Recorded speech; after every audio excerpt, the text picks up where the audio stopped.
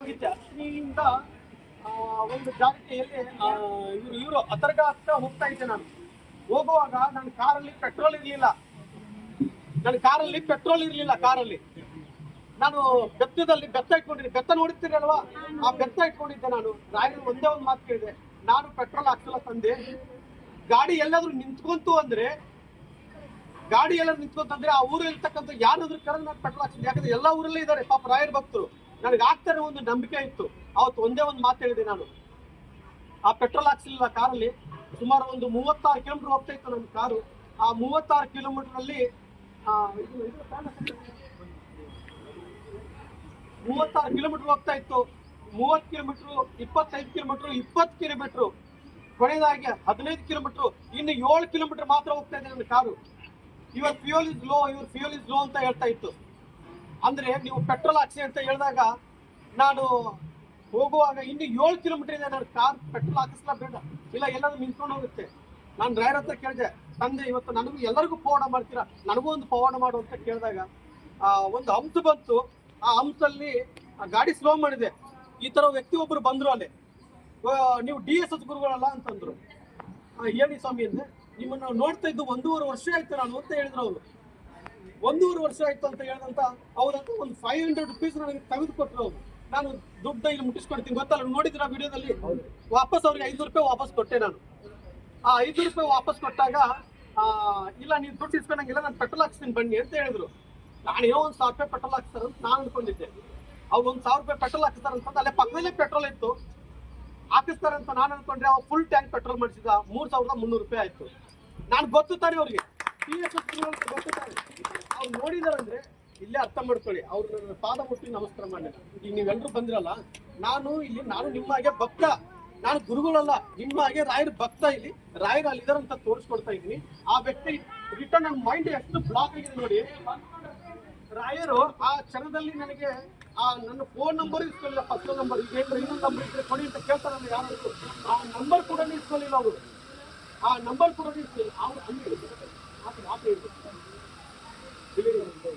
ಅಲ್ಲೊಂದು ಇದೆ ನೋಡಿ. ಅದಕ್ಕೆ ರಾಯರ್ ನೋಡಿ ಯಾವ ರೂಪದಲ್ಲಿ ಬರ್ತಾರೆ ಆ ವ್ಯಕ್ತಿ ನನಗೆ 9 ನೆನಪಾಯ್ತದು. ಪೆಟ್ರೋಲ್ ಯಾರು ಹಾಕ್ಸಿದ್ರು ಅಂತೇಳಿ. ಅದಕ್ಕೆ ಯಾವುದೋ ಒಂದು ರೂಪದಲ್ಲಿ ರಾಯರ್ ಬಂದ್ರು. ಖಂಡಿತ ರಾಯರ್ನ ನಂಬ್ರಿ, ಆಯ್ತಾ?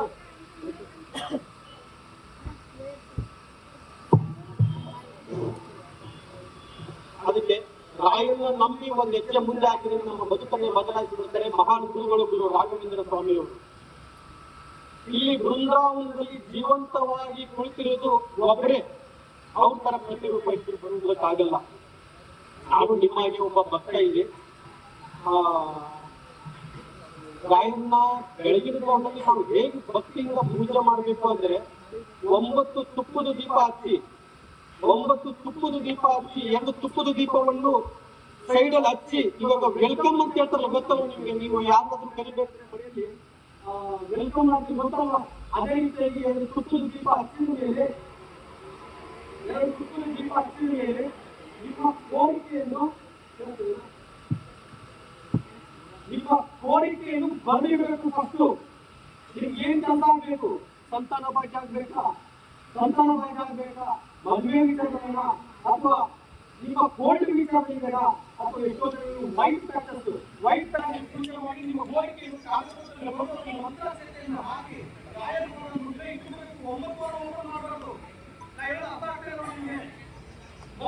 ಹಾಕಿರ್ಬೇಕು. 2 ತುಳಸಿ ಹಾಕಿ ನಿಮ್ಮ ಕೋರಿಕೆ ಪೂಜೆ ಮಾಡ್ತಾರೆ. ನಿಮ್ಮ ವಾಸಿಸುವುದಿಲ್ಲ.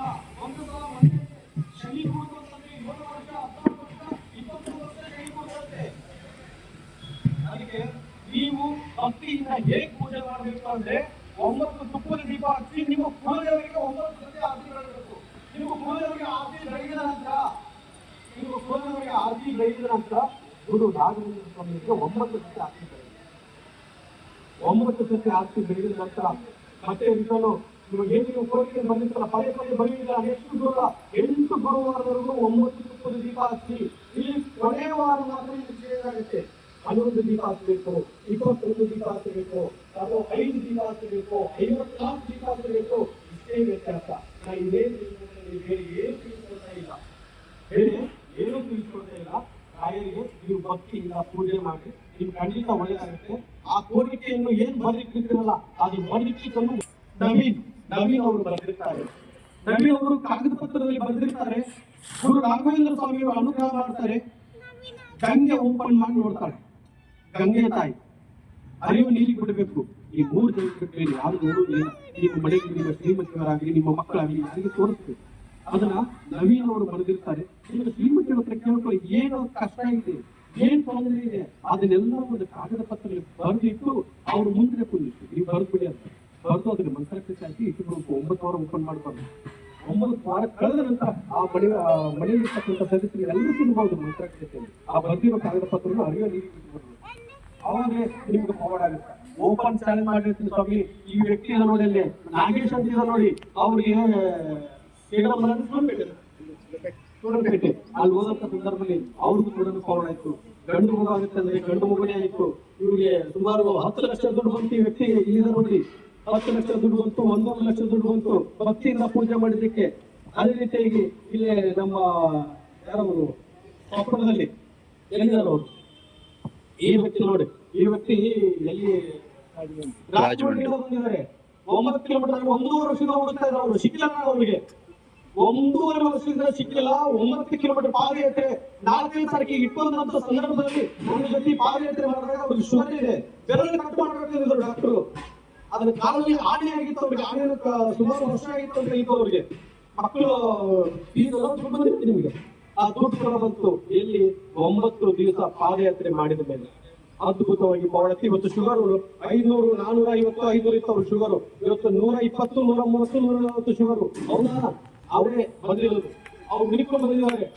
ಅದಕ್ಕೆ ರಾಯನಾಗಿರೋ ನಾವೆಲ್ಲರೂ ಇಲ್ಲಿ ಕಾರ್ತಿಕ್ ಅಂತ ಹೇಳಿದ್ರು, ನೋಡಿರ್ಬೋದು ಇವ್ರು ಬಂದಿರ್ತಾರೆ ಲೈವಲ್ಲಿ. ಅವ್ರಿಗೂ ಕೂಡ ಗಂಡು ಮಗುವಾಗಿದೆ. ಗಂಡು ಮಗುನೇ ಆಗುತ್ತಂದ್ರೆ ಇವತ್ತು ರಾಘವೇಂದ್ರ ಸ್ವಾಮಿ ನೋಡಿ. ಅದಕ್ಕೆ ರಾಯನ್ನ ನಂಬಿದ್ರೆ ಖಂಡಿತ ನಾವು ರಾಯರಾಗಿರ್ತೀವಿ.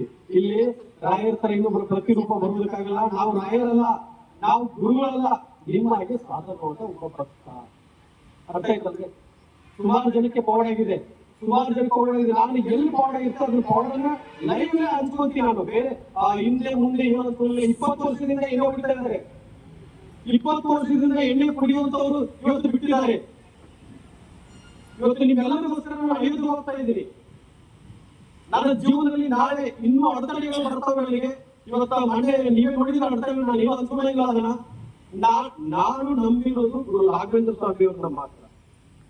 ನನ್ನ ಕುಟುಂಬದವರಿಗೆ ಒಳ್ಳೇದಾಗಬೇಕು ತಂದೆ, ನನ್ನ ಸದಸ್ಯರಿಗೆ ಒಳ್ಳೇದಾಗಬೇಕು. ನನ್ನ ಕುಟುಂಬದವರಲ್ಲಿ ಯಾರು ನೀವೇ, ನನ್ನ ತಮ್ಮ ಅಕ್ಕ ತಂಗಿ ಎಲ್ಲರೂ ನೀವೇ. ನಿಮ್ಗೆ ಒಳ್ಳೇದಾಗ್ತದೆ, ನಿಮ್ಗೆ ಒಳ್ಳೇದಾಗಲಿ ಅಂತೇಳಿ ಇವತ್ತು ಅದು ಎಲ್ಲರೂ ಮಾಡಬಹುದು. ತುಂಗಭದ್ರಾ ನದಿಗೆ ಹೋಗಿ ಜಪ ಮಾಡೋದು ಅದು ಈಸಿ ಇರಬಹುದು, ಬಟ್ ನನಗೆ ಕಷ್ಟ. ಅದು ನನಗೆ ಕಷ್ಟ ಆಗಿದೆ. 9 ದಿವಸ ನಾನು ನದಿ ಒಳಗಡೆ ಹೋಗಿ ಕುತ್ಕೊಂಡು ಆ ಮೀನುಗಳು ಕುತ್ಕೊಂಡಾಗ ಹೊಟ್ಟೆ ಕಷ್ಟ ಇತ್ತು, ಕಾಲ್ ಕಷ್ಟ ಇತ್ತು. ನಾನು ಭಗವಂತನ ಪಾದ ಹಿಡಿದಿದ್ದೀನಿ ತಂದೆ, ನಿಮ್ಮ ಪಾದ ಹಿಡಿದಿದ್ದೀನಿ, ನನಗೇನು ಆಗಲ್ಲ, ನನಗೇನು ಆಗಕ್ಕೂ ನೀವು ಬಿಡಲ್ಲ ಅಂತ ಅಂದುಕೊಂಡು ಆ ನದಿ ಒಳಗಡೆ ಕುತ್ಕೊಂಡಂತ ಸಂದರ್ಭದಲ್ಲಿ ನಿನ್ನೆ ಇವರೆಲ್ಲರೂ ಹೇಳ್ತಾ ಇದ್ರೆ ಅಲ್ಲಿ ಮುಂದ್ಗಡೆ ಕುತ್ಕೊಂಡವ್ರು ಅಲ್ಲಿ ಮೊಸಳೆ ಬರ್ತಾ ಇದೆ, ನೀರು ಒಳಗಡೆ ಸ್ಲೋ ಆಗಿ ಹೋಗ್ತಾ ಇದೆ. ಹಿಂಗ್ ಕಣ್ ತೆಗಿಯುತ್ತೆ, ಕಣ್ ಮುಚ್ಚುತ್ತೆ. ಅದು ವಿತ್ತು ಪ್ರೂಫ್ ಸಮೇತ ಹಾಕಿದ್ದೀನಿ ಅದ್ರಲ್ಲಿ. ಸುಮ್ನೆ ಬಾಯಿ ಮತ್ತಲ್ಲಿ ಹೇಳಿದ್ರೆ ಅಲ್ಲಿ ಏನು ಬಂದಿಲ್ಲ, ಏನು ಇಲ್ಲ ಅಂತ ಹೇಳ್ತಾರೆ. ಆದ್ರೆ ನಾನು ನಿಮ್ಗೆ ಕಣ್ ಮುಂದ್ಗಡೆನೆ ಹಾಕಿದ್ದೀನಿ, ನೋಡ್ಬಹುದು ಅದರಲ್ಲಿ. ಹೌದಲ್ವಾ? ನೋಡಿದಿರಲ್ಲ. ಅದಕ್ಕೆ ರಾಯರ್ನ ನಂಬಿದ್ರೆ ನಮಗೇನು ತೊಂದರೆ ಆಗಲ್ಲ. ಅರ್ಥ ಆಯ್ತಲ್ವಾ? ಭಕ್ತಿಯಿಂದ ಪೂಜೆ ಮಾಡ್ರಿ. ನೋಡಿ 11 ದೀಪನೂ ಬರ್ಬೋದು ಕೊನೆ ವಾರದಲ್ಲಿ. ಈಗ 8 ವಾರ ಮಾತ್ರ 9 ತುಪ್ಪದ ದೀಪ ಹಚ್ಚಿ, 8 ವಾರ 9 ತುಪ್ಪದ ದೀಪ ಹಚ್ಚಿದ ಮೇಲೆ ಕೊನೆ ವಾರದಲ್ಲಿ 11, 21, 54 ಅಥವಾ 108 ಬರುತ್ತೆ. 108 ಇಬ್ಬರಿಗೆ ಹೇಳಿರೋದು ನಾನು. 108 ದೀಪ ಹಚ್ಚಕ್ಕೆ ಬಹಳ ಕಷ್ಟ ಆಗುತ್ತೆ ಅದು. ಯಾಕಂದ್ರೆ ಆಸ್ತಿ ಬೆಳಗುವಾಗ ಕೈಗೆಲ್ಲ ಸುಡುತ್ತಿ. ಈ ವ್ಯಕ್ತಿ ಹಚ್ತಾ ಇದ್ರು, ಮತ್ತೆ ಮಂತ್ರಾಲಯದಲ್ಲಿ ಹಚ್ಚಿದ್ದಾರೆ. ರಾಯರ್ನ ನಂಬಿ ನಾವೆಲ್ಲರೂ ರಾಯಲಾಗಿರೋಣ, ನಾವೆಲ್ಲರೂ ರಾಯರ ಮಕ್ಕಳು. ಇಲ್ಲಿ ಗುರು ರಾಘವೇಂದ್ರ ಸ್ವಾಮಿ ಅವರಂದ್ರು ಒಬ್ರೇ, ಮಂತ್ರಾಲಯದಲ್ಲಿ ಇರ್ತಕ್ಕಂಥ ರಾಯರು ಒಬ್ರೇ. ನಾನು ಇವತ್ತು ಅಯೋಧ್ಯೆಗೆ ಹೋಗ್ತಾ ಇದ್ದೀನಿ, 9 ತಿಂಗಳು ಹೋಗ್ತಾ ಇದ್ದೀನಿ. ಆ ಮಳೆ, ಬಿಸಿಲು, ಚಳಿ, ನಾನು ಕಾಲಿಗೆ ಚಪ್ಪಲಿ ಹಾಕಲ್ಲ. ನಾನು ನೋಡಿದಿರಲ್ವಾ? ಹಾಕೊಂಡೋಗ್ತಾನೆ. ಇವತ್ತು ನಿಮ್ಗೆಲ್ಲರಿಗೂ ಕೆಲಸ ಸಿಗ್ಲಿ, ನಿಮ್ಗೆ ಸಂತಾನ ಭಾಗ್ಯ, ಯಾರಿಗೆ ಅನುಗ್ರಹ ಆಗಿರುವ ಸಂತಾನ ಭಾಗ್ಯ ಆಗ್ಲಿ, ಮದುವೆ ವಿಚಾರದಲ್ಲಿ ಮದುವೆ ಆಗ್ಲಿ, ಕೋರ್ಟ್ ವಿಚಾರದಲ್ಲಿ ಮುಕ್ತಿ ಆಗ್ಲಿ. ಯಾರು ಇವಾಗ ಹೇಳಿದ್ರು ನೀವೆಲ್ಲ 20 ವರ್ಷದಿಂದ ಹುಡುಕ್ತಾ ಇದ್ದಾರೆ, ಅವರು 20 ವರ್ಷದಿಂದ ಹುಡುಕ್ತಾ ಇದ್ದಾರೆ. ಖಂಡಿತ ನನ್ನ ಆತ್ಮ ಸಾಕ್ಷಿಯಾಗಿ ಹೇಳ್ತಾ ಇದ್ದೀನಿ, ನೀವು ಅಂತಿಂತವ್ರ ಪಾದ ಹಿಡಿದಿಲ್ಲ, ನೀವು ಹಿಡಿದಿರದೆ ಗುರು ರಾಘವೇಂದ್ರ ಸ್ವಾಮಿ ಅವರ ಪಾದವನ್ನು ಹಿಡಿದಿದ್ದೀರಾ, ರಾಯರ ಪಾದ ಹಿಡಿದಿದ್ದಾರೆ. ಇವತ್ತು ಇವಾಗ ಏನಿಲ್ಲ ಸ್ಟೇಜ್ ಹಾಕಿ ಈ ಮನೆಯಲ್ಲಿ ಇವತ್ತು ಅನ್ನ ಪ್ರಸಾದ ಮಾಡ್ತಿದ್ರು ನೋಡಿ, ಆ ಲಕ್ಷ್ಮೀ ತಾಯಿ ಅಂತೇಳಿ ಆ ತಾಯಿಗೆ ಹೇಳಿದ್ರು, ನಾನು ಕೇದಾರ್ನಾಥಕ್ಕೆ ಹೋಗುವಾಗ ತಾಯಿ ಒಂದು 3 ದಿವಸ ನನಗೆ ಇಲ್ಲಿ ಊಟ ಹಾಕಿ ಇದೇ ಜಾಗದಲ್ಲಿ ನಾನು ಮಲ್ಕೊಂಡಿದ್ದೆ, ಮಾವಿನ ಕೆಳಗಡೆ. ಇಲ್ಲಿ ಹಿಂದ್ಗಡೆ ಒಂದು ದೇವಸ್ಥಾನ ಇತ್ತು, ನಾನು ವಸಲಿರೋ ಮನೆಯಲ್ಲಿ ಯಾವ ಮನೆಗೂ ಬರುವುದಿಲ್ಲಮ್ಮ ಅಂತ ಕೇಳಿದ್ದೆ ಆ ತಾಯಿಗೆ. ಆ ತಾಯಿ ಹೇಳಿದ್ರು, ಇಲ್ಲ ಮನೆ ಒಳಗಡೆ ಬರಲಿಲ್ಲ ಅಂದ್ರು ಹೊರಗಡೆ ಆದ್ರೂ ಬರ್ಬೋದಲ್ಲ ಅಂತಂದು ಮನೆ ಹೊರಗಡೆ ಕರೆದು ಆ ಮಾವಿನ ಕೆಳಗಡೆ ನನ್ನ ಮಲಗಿಸಿ ಕೇದಾರ್ನಾಥಕ್ಕೆ ಹೋಗುವಾಗ ಸುಮಾರು ಒಂದು 4-5 ದಿವಸ ಹೋಗಿತ್ತು, 1 ವಾರ ಆಗಿತ್ತು. 1 ವಾರ ಆದ್ಮೇಲೆ ಆ ತಾಯಿ ಕಡೆಯಿಂದ ಫೋನ್ ಬಂತು ನನಗೆ ಹೇಳ್ಬೋದೇನಮ್ಮ ನಿನ್ ಬಗ್ಗೆ, ಹೇಳ್ಬೋದಾ, ನನ್ನ ಹೊಟ್ಟೆಯಲ್ಲಿ ತುಂಬಾ ತೊಂದರೆ ಆಗಿದೆ ಗುರುಗಳೇ, ಇದಕ್ಕೆ ರಾಯರೇ ಗತಿ ಅಂತ ಕೇಳಿದ್ರು. ಏನಾಗಿದೆ ಅಂತಂದ್ರೆ ನನಗೆ ಕ್ಯಾನ್ಸರ್ ಆಗಿದೆ ಅಂತ ಹೇಳಿದ್ರು. ಆ ಕ್ಯಾನ್ಸರ್ ಆಗಿದೆ ಅಂತಂದು ರಿಪೋರ್ಟ್ ಬಂದಾಗ ಆ ತಾಯಿ ಹೇಳಿದ್ದು, ಇಲ್ಲ ನಿನಗೆ ಕ್ಯಾನ್ಸರ್ ಇಲ್ಲ, ಇದು ನೀ ನನ್ಗ ಮಗನಾಗಿ ನಿನ್ನ ಮನೆಗೆ ಸ್ವೀಕರಿಸಿದಾಗ ನನಗೆ ಹೊಟ್ಟೆ ತುಂಬಾ ಊಟ ಹಾಕಿದೀಯಾ, ನಿನಗೆ ಕ್ಯಾನ್ಸರ್ ಇಲ್ಲ ಅಂತ ಹೇಳಿದೆ. ಒಂದ್ ಚೆಕ್ ಮಾಡಿದಾಗ ಕ್ಯಾನ್ಸರ್ ಇಲ್ಲ ಅಂತ ಹೇಳಿದೆ. ಮತ್ತೆ ಇನ್ನೊಂದ್ಸಲ ಚೆಕ್ ಮಾಡಿದ್ರೆ ಕ್ಯಾನ್ಸರ್ ಇಲ್ಲ ಅಂತ, ಇಲ್ಲ ಗುರುಜಿ ಇದೆ ಅಂತ ಹೇಳಿದ್ರು. ಕ್ಯಾನ್ಸರ್ ಇಲ್ಲ ಕಣಮ್ಮ ಅಂತ ಹೇಳಿದೆ. ಮತ್ತೆ ರಿಟರ್ನ್ ಚೆಕ್ ಮಾಡಿದಾಗ ಗುರುಜಿ ನೀವ್ ಹೇಳ್ದಂಗೆ ಕ್ಯಾನ್ಸರ್ ಇಲ್ಲ, ನನ್ನ ಹೊಟ್ಟೆಯಲ್ಲಿ ಗಡ್ಡೆ ಇದೆ ಅಂತ ಹೇಳಿದ್ರು. ಗಡ್ಡೆ ಇದೆ ಅಂತಂದ್ರು. ಯಾಕೆ ಅಂದ್ರೆ ಬೃಂದಾವನದಲ್ಲಿ ಮಂತ್ರಾಲಯದಲ್ಲಿ ಹೋದಂತ ಸಂದರ್ಭದಲ್ಲಿ ಆ ಸೇವೆ ಮಾಡ್ತಾ ಇದ್ಲ ಆ ತಾಯಿ. ಸೇವೆ ಮಾಡುವಾಗ ನಾನು ಒಂದು ಮಾಲೆ ನನ್ನ ಕತ್ತಲ್ಲಿ ಇರ್ತಕ್ಕಂಥದ್ದು ಬಿಚ್ಚಬೇಕಾದ್ರೆ ಅಷ್ಟು ಗಂಟಾಗಿತ್ತು, ಅದರಲ್ಲಿ ಓಪನ್ನೇ ಆಗ್ಲಿಲ್ಲ. ಏನಮ್ಮ ನಿನ್ ಜೀವನದಲ್ಲಿ ಇಷ್ಟೊಂದು ಗಂಟಾಗ್ಬಿಟ್ಟಿದೆ ಅಂದೆ. ಹೌದು ಗುರುಜಿ ತುಂಬಾ ಕಷ್ಟ ಆಗಿದೆ ಅಂದೆ. ಸ್ವಲ್ಪ ಈ ಕಡೆ ಪ್ರಾರಂಭ ಕೊಡ್ತೀನಿ ಅಂತ ಬಿಚ್ಚಿ ಕೊಟ್ಟೆ. ಅದನ್ನ ಇವತ್ತು ಓಪನ್ ಆಗಿ ಆ ಗಡ್ಡೆಯನ್ನು ತೆಗೆದು ಇವತ್ತು ಡಾಕ್ಟರ್ ಗ್ಯಾರಂಟಿ ಇಲ್ಲ ಅಂದಿದ್ರು. ಸುಮಾರು ಒಂದು 6 ಲಕ್ಷ ದುಡ್ಡು ಖರ್ಚಾಗುತ್ತೆ ಅಂತ ಹೇಳಿದ್ರು ಆ ತಾಯಿಗೆ. ಇಲ್ಲ ನೀವ್ ಹೇಳ್ದಂಗೆ ಕ್ಯಾನ್ಸರ್ ಇಲ್ಲ, ಆದ್ರೆ ಗಡ್ಡೆ ಇದೆ, ಆ ಗಡ್ಡೆನ ತೆಗಿಬೇಕಂದ್ರೆ 6 ಲಕ್ಷ ದುಡ್ಡು ಖರ್ಚಾಗುತ್ತೆ ಅಂದ್ರು. ನಾನು ಹೇಳಿದೆ 6 ಲಕ್ಷನ ಆಗಂಗಿಲ್ಲ, ಹೋಗು ನೀನು ಫ್ರೀ ಆಗುತ್ತೆ ಅಂದೆ. ಗುರುಗಳೇ ನನ್ನ ಹತ್ರ ದುಡ್ಡು ಇಲ್ಲ, ತುಂಬಾ ಕಷ್ಟದಲ್ಲಿದ್ದೀನಿ ಅಂತ ಹೇಳಿದ್ರು. ಆಯ್ತು ಹೋಗು 6 ಲಕ್ಷ ನಿನ್ಗೆ ಫ್ರೀ ಆಗುತ್ತೆ ಹೋಗು ಅಂತ ಹೇಳಿದೆ. ಯಾಕಂದ್ರೆ ನನ್ನ ಹೊಟ್ಟೆ ತುಂಬಿಸಿದೆ ನೀನು ಅಂತಂದೆ ಆ ತಾಯಿಗೆ. ಮತ್ತೆ ಆ 3 ದಿನದಲ್ಲಿ ಫ್ರೀ ಆಗಿ ಆ ತಾಯಿ ಇವತ್ತು ಬದುಕಿ ಬಂದಿದ್ದಾಳೆ. ಆ ತಾಯಿ ಲಕ್ಷ್ಮೀ ತಾಯಿ ಎಲ್ಲ ಕೂತ್ಕೊಂಡಿದ್ದಾಳೆ. 1 ರೂಪಾಯಿ ದುಡ್ಡು ಖರ್ಚಾಗಿಲ್ಲ, 1 ರೂಪಾಯಿ ದುಡ್ಡು ಖರ್ಚಾಗಿಲ್ಲ. ಇವತ್ತು ಬದುಕಿ ಈ ನಿಮ್ಮೆಲ್ಲರಿಗೂ ಊಟ ಆಗ್ತಾ ಇದ್ದಾಳೆ ಆ ತಾಯಿ. ನನಗೆ ಇದೊಂದು ಸೇವೆ ಮಾಡಕ್ಕೆ ಅವಕಾಶ ಮಾಡಿಕೊಡಿ ಅಂತ ಹೇಳಿದ್ರು. ಆಯ್ತು ತಗೊಳ್ಳಪ್ಪ ಮಾಡುವಂತಿದ್ದೆ. ನಾವೆಲ್ಲರೂ ಒಂದೇ ಇಲ್ಲಿ 4ನೇ ತಾರೀಕಿಗೆ ಪಾದಯಾತ್ರೆ ಇಟ್ಕೊಂಡಿದ್ದಲ್ಲ, ಆ ಸಂದರ್ಭದಲ್ಲಿ ಅದೇ ಅನ್ನಪೂರ್ಣೇಶ್ವರಿನೇ ಆ ತಾಯಿನೇ ನಿಮ್ಗೆಲ್ಲ ಮಾಡಿರೋದು. ಆ ತಾಯಿನೇ ಉಪ್ಪಿಟ್ಟು ಹಾಕಿರೋದು. ಆ ಬೆಂಗಳೂರಲ್ಲಿ ಗುಲ್ಬರ್ಗದಲ್ಲಿ ಪೂರ್ಣಿಮಾ ಅಂತ ಇದಾರೆ, ಇವರು ಸೇರ್ಕೊಂಡು ಎಲ್ಲ ಮಾಡಿದ್ರು ಇದನ್ನೆಲ್ಲ. ಆಯ್ತಾ, ನಿನ್ನೆ 80 ಜನಕ್ಕೆ ಊಟ ಆಗುವಷ್ಟು ತಗೊಂಡ್ ಬಂದಿದ್ದಾನೆ. ನನಗೆ 10 ಲಕ್ಷ ದುಡ್ಡು ಬಂದಿದೆ, ನಾನು ಇದೊಂದು ಸೇವೆ ಮಾಡ್ತೀನಿ ಅಂತ ಹೇಳಿ ಪಾಪ ಆ ವ್ಯಕ್ತಿ ಸುಮಾರು ಜನಕ್ಕೆ, ನಾನು ಜನಗಳಿಲ್ಲ, ನಾನು ಯಾರಿಗೂ ಹೇಳಿಲ್ಲ ಯಾಕಪ್ಪ ಇದು ತಗೊಂಡ್ ಬಂದಿದೆ ಅಂತ ಕೇಳಿದೆ. ಇಲ್ಲ ನೀವು ಇದ್ದಲ್ಲಿ ಜನಸಾಗರ ಇರ್ತಾರೆ ಅಂತ ಹೇಳಿ ನಾನು ಹೇಳಿದ್ರೆ ತಾನೇ ಜನಸಾಗರು. ನಾನು ಒಂದೊಂದು ಜಾಗದಲ್ಲಿ ಇರಲ್ಲ. ನಾನು ಇವತ್ತು ಇಲ್ಲಿದ್ರೆ ನಾಳೆ 1000 ಕಿಲೋಮೀಟರ್ ದೂರ ಹೋಗ್ತೀನಿ, ಎಲ್ಲೆಲ್ಲಿ ಹೋಗ್ತೀನಿ ನಾನು ನನಗೆ ಗೊತ್ತಿರಲ್ಲ. ಅದು ನನಗೆ ಮನೆನೇ ಇಲ್ಲ. ಮನೆ ನನಗೆ ಯಾವ ಮನೆಗೆ ಹೋಗ್ತೀನಿ ಅದೇ ನನಗೆ ಮನೆ ಇದ್ದಂಗೆ. ಯಾಕಂದ್ರೆ ನಾನು ನಿಮ್ಮ ಮನೆ ಮಗ ಅಲ್ವಾ. ನೋಡಿ ಅಥರ್ಗ ಬಾಬು ಅಂತೇಳಿ ಆ ಬಾಬು ಅಲ್ಲಿದ್ದಾರೆ ನೋಡಿ, ಪಾಪ ಅವ್ರಿಗೆ ಎಷ್ಟು ಪವರ್ ಆಗಿದೆ ಅಂದ್ರೆ ಶುಗರು ನಿಮ್ಗೂ ಕೂಡ 140 ಎಷ್ಟು 400-500 ಇತ್ತು, 500 ಶುಗರ್ ಇತ್ತು. ಇವತ್ತು 140-160 ಶುಗರ್ ವರೆಗೂ ನಾರ್ಮಲ್ ಬಂದಿದೆ. ಅವರ ಮಗನಿಗೆ ಪ್ರತಿ ತಿಂಗಳಿಗೆ 6,000 ರೂಪಾಯಿ ಖರ್ಚು ಮಾಡ್ಬೇಕಾಗಿತ್ತು. ಪ್ರತಿ ತಿಂಗಳು 6,000 ಕೊಡ್ಬೇಕಾಗಿತ್ತು. ಅವರು ರಾಯರ್ನ ನಂಬಿ ನಾನು ಹುಡಿಕೊಂಡು ಆ ಪೊಲೀಸ್ ಏನೋ ಟ್ರ್ಯಾಕ್ ಮಾಡ್ಕೊಂಡು ಅಂಬಾಭವನಿ ಹತ್ರ ಬಂದಿದ್ರಲ್ಲ ನೀವು, ಅವ್ರು ಯಾರಂತಾನೆ ಗೊತ್ತಿಲ್ಲ.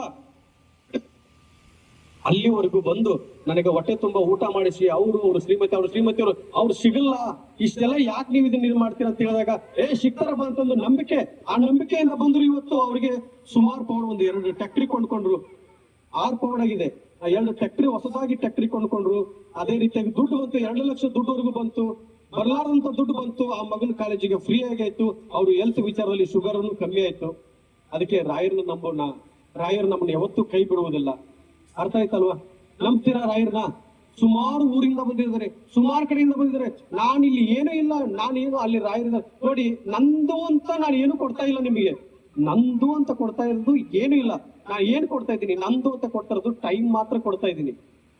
ರಾಯರನ್ನ ಭಕ್ತಿಯಿಂದ ಪೂಜೆ ಮಾಡ್ರಿ, ಇಷ್ಟು ದೀಪ ಹಚ್ಚಿರಿ, ನಿಮ್ಗೆ ಪವಾಡ ಆಗೇ ಆಗುತ್ತೆ ಅಂತ ಹೇಳಿದೆ ನಾನು.